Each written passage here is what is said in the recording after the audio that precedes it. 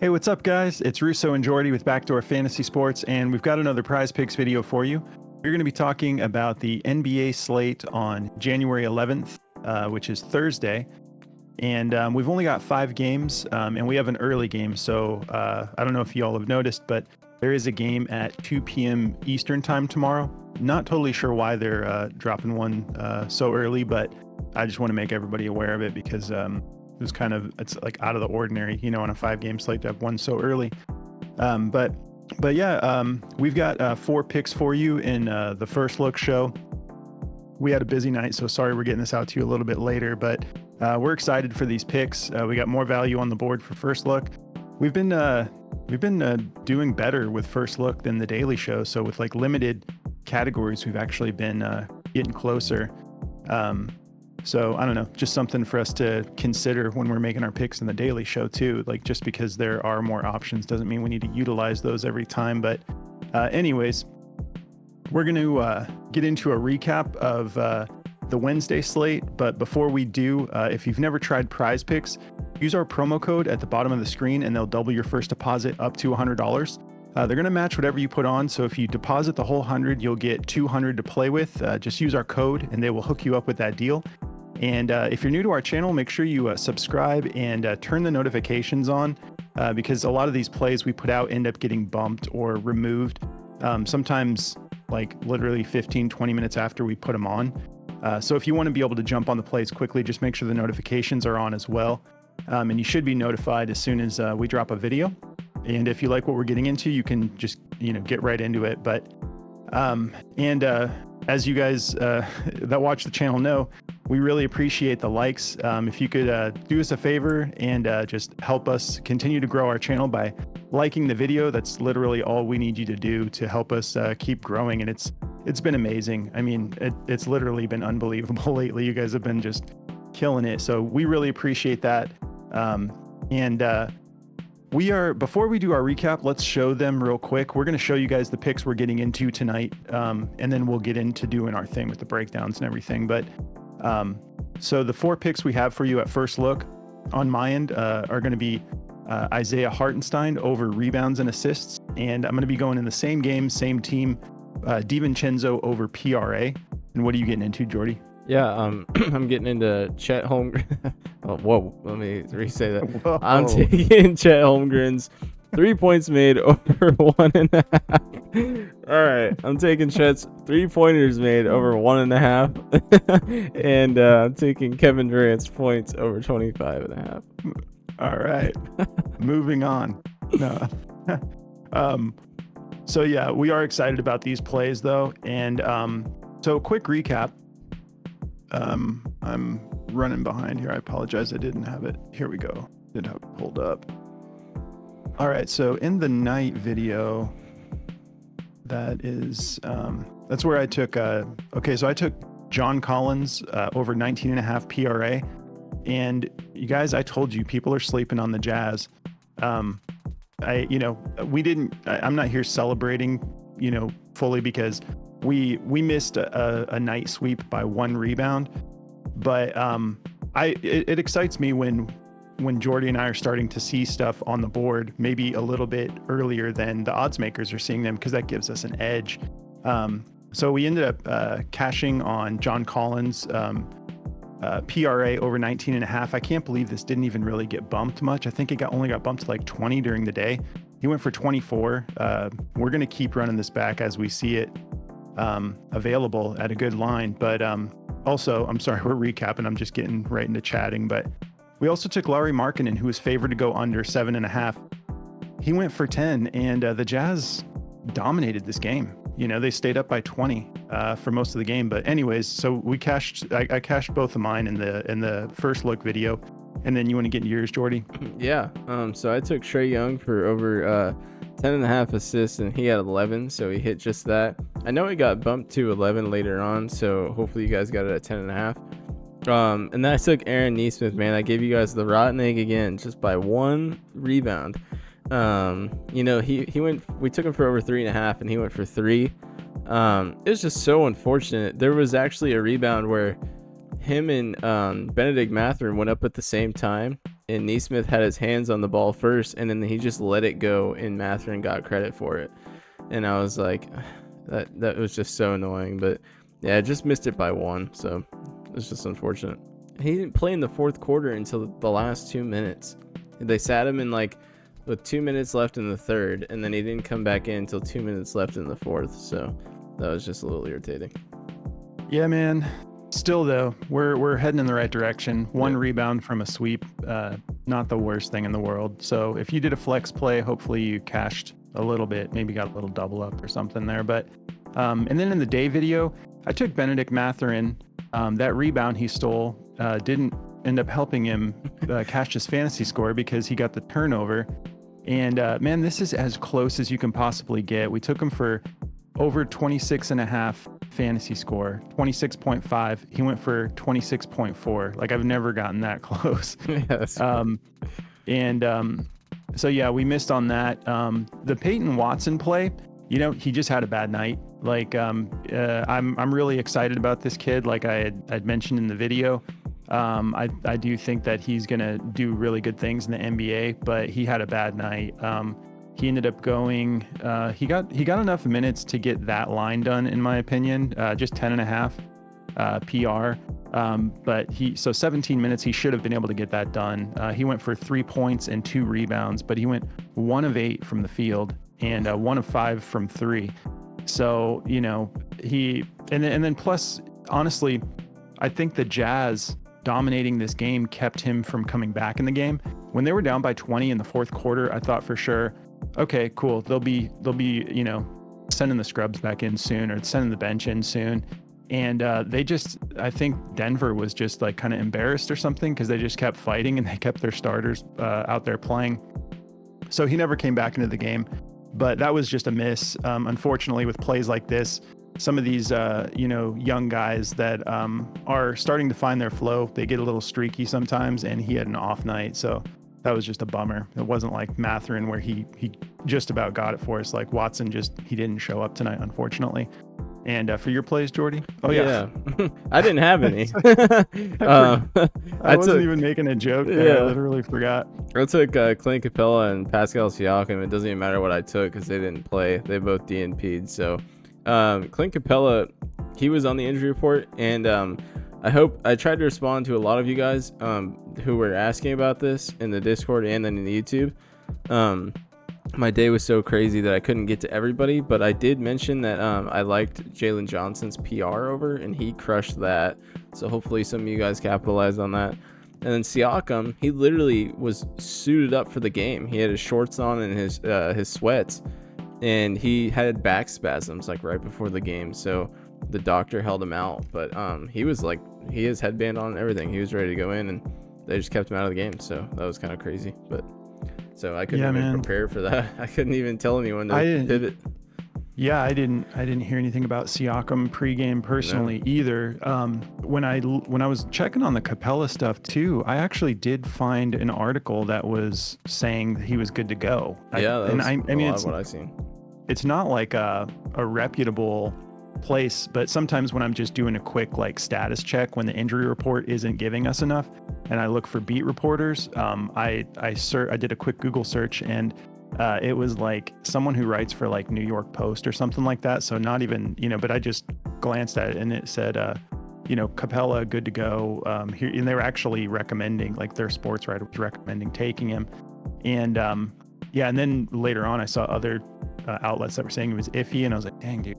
Yeah. Sucks when that happens. But I almost took Jalen Johnson last night too, but Capella's matchup looks so good that I was like, oh, if Capella's in the game, then Johnson might not hit. And then Capella went out, and I think Jalen Johnson went for like 15 rebounds and like 20 points or something. Sure, man. I was like, Jesus. That was a good pivot, though, if anyone got on it. For sure. We also in our Discord posted a pivot later, which was probably a low-hanging fruit that some of you got into, but we posted about Derek White's rebounds, the killer matchup, no Porzingis. That ended up cashing as well. But all right, guys, let's get into these picks. So my first play, as I had mentioned, is Isaiah Hartenstein over 13.5 rebounds and assists. And this is juiced to go under. So I'm totally comfortable with saying that at this point. I feel like it's been like every video lately where it's like, okay, this is, Larry Markkinen juice to go under. I forget what it was the night before. But anyways, we're going to be taking him for more over here. If we look at this over under, nothing to be concerned about. Relatively high scoring game, 233.5. And we've got the Knicks favored by 4.5.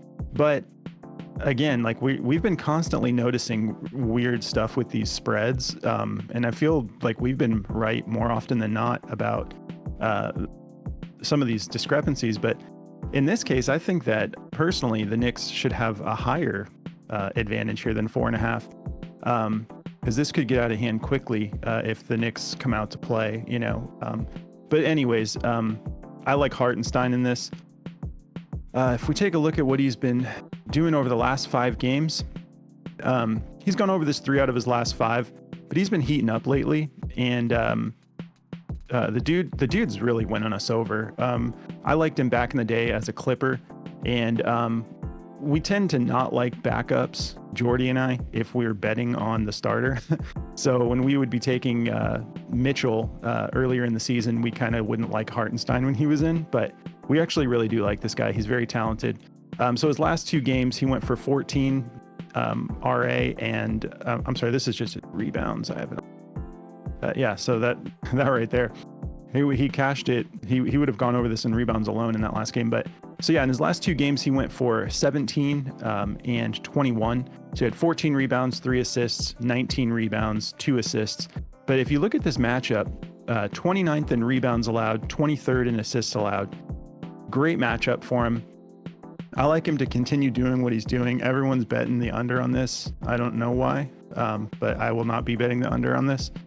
If we hop over to Daily Grind, they have it just slightly favored to the under at 51.16%, and they have it at a minus 122 to go under. Everyone else has it at a minus 120. Just about everyone, minus 120 to go under. And that just tells me that that's what like the majority of bettors are out there doing. And this is another one of those cases where I'm not taking the under on this. I'm happily taking the over here, especially with that matchup. And so, yeah, feeling good about that play. He's been really heating up lately. And then my next play is going to be in the same game. We're going to go with Dante DiVincenzo to go over his PRA. And this dude, he's playing how we expected him to play earlier in the season. He had a little bit of a slow start to the season, but the dude has really found his groove, and he looks really good as a Knick. Awesome player. We're going to be taking him for more here. We already did the over-under, so I'm going to jump right into his plays here. If you look at what he's done with this PRA, he's hit this in, 6 games straight. So yeah, I feel very comfortable, like just, let's see, minutes wise, it hasn't really mattered, even on just under 17 minutes, he still went for 19. And that was against Philly. So he's had some easy matchups, some tough matchups, and he's just consistently getting this done. And we have a good matchup here. 20th in points allowed, 29th in rebounds allowed, 23rd in assists allowed. So I'm feeling really good about this, and I'm kind of honestly leaning towards taking, I'm still going to be taking some fantasy score props in the daily show, but we've had a couple recently where the fantasy score hit and then a turnover costed us, so I'm really loving the PRA again. I'm kind of like leaning back towards that. So these are going to be my 2. What do you got for us, Jordy? Yeah, man. So to get into mine, I feel really good about this one. I'm just hoping that Portland's defense can hold up a little bit longer in this game. I think they can. The over-under on this game, I think, is like a 13.5 point spread in favor of OKC. But I think Chet will be able to get this done for us. If you look at what he's been doing over his last 10 games, he's shooting a ton of threes. He's shooting about 5 threes a game, and he's making 45% of them, which is pretty impressive for what his role is with OKC. You can see over his last 10 games here, he's shot just about 5 threes a game, and he's cashed this in 6 out of 10 games. And over his last 5, he's gone over it 3 out of 5 games. The Brooklyn game, that game kind of got out of hand a little bit, and he got in a little bit of foul trouble, so he really wasn't like in his right mind at all, but he still shot 4 threes in that game. He just didn't make any. But with him shooting 40% and shooting 5, I mean, that right there is going to cash us, and he's averaging 2 made per game. So I really like this play to go over. You know, with his minutes, obviously he's their starting center right now. So I really like him to go over this with how many he's shooting, and he's actually a really good 3 shooter. If you guys have watched him, his stats kind of make you, they make you think he's just kind of average, but he's got a really pretty shot for what his role is with them. So I really like this one. It's juiced to go over. It's a 52.4% to go over. DG has a minus 129. Everyone else has a minus 125. So if you like it, take it. I'm feeling really good about it. It's a pretty good matchup for them too. As you can see, they're ranked 18th against centers shooting threes. Obviously, this is a weird stat because not a lot of centers shoot threes. But a little bit of a discrepancy there, so I like it. And then for my next play, this one I feel so good about. I can't wait to play this in a bunch tomorrow. I don't know why it's this low, but I'm taking Kevin Durant for over 25.5 points. And me and Russo were talking about this, and we've been watching a lot of Suns because we're both big Suns fans. But they've been running KD at the 5 a lot too for some reason. So it's made Nurk a little sketchy to take, but I mean, look at this. This is ridiculous. Over the last 20 games, KD's only missed this in 3 games.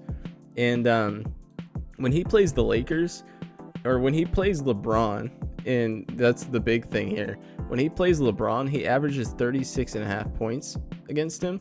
So in this big matchup, in a primetime game, Lakers versus Suns, it's going to be a great game. They're ranked 18th against small forwards, giving up 21 points a game. KD is going to give us more than that.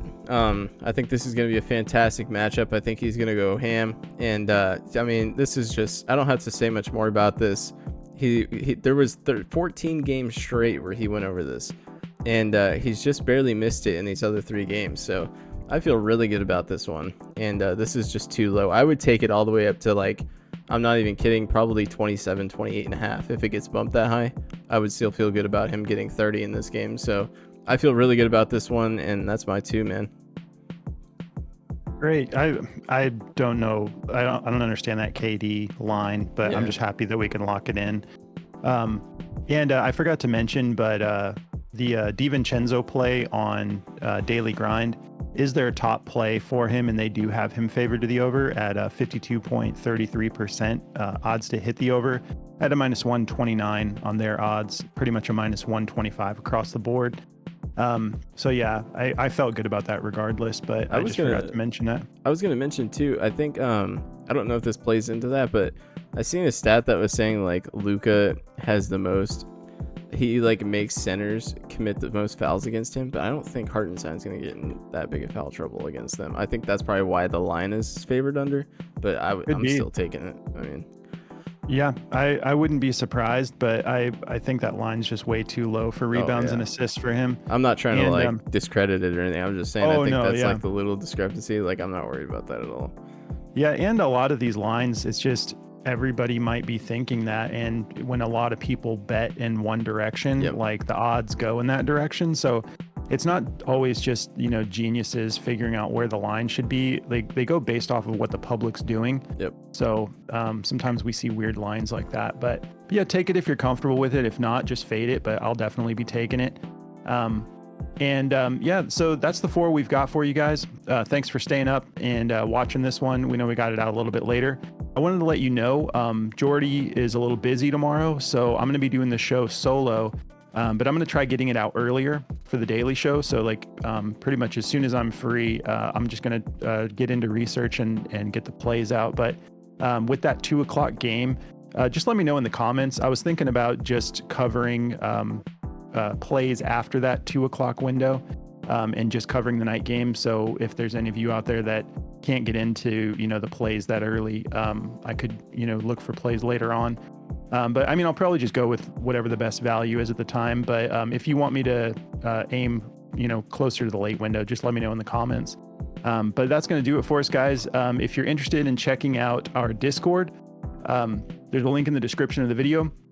Really fun community over there. We've been getting new members every day, and everyone just seems to have a really good vibe there. We've been lucky to not have anybody that has been, just kind of like annoying, or we don't really like being around like Debbie Downers and stuff. Like, you got to be able to take a loss and keep, chugging forward, because that's just part of what we're playing. You got to keep your emotions in check when you take a loss, and we really have positive vibes over there, and I love that about it. But also, if you're interested in checking out the tools from Daily Grind, they're our official partner, and they're giving all of our viewers 25% off if you use code BACKDOOR. It's just one word, and if you're a first-time user, they'll give you 25% off of any of their tools, and they have a lot of really cool tools over there. So there's a link in the description of the video for that too, if you're interested in checking their tools out.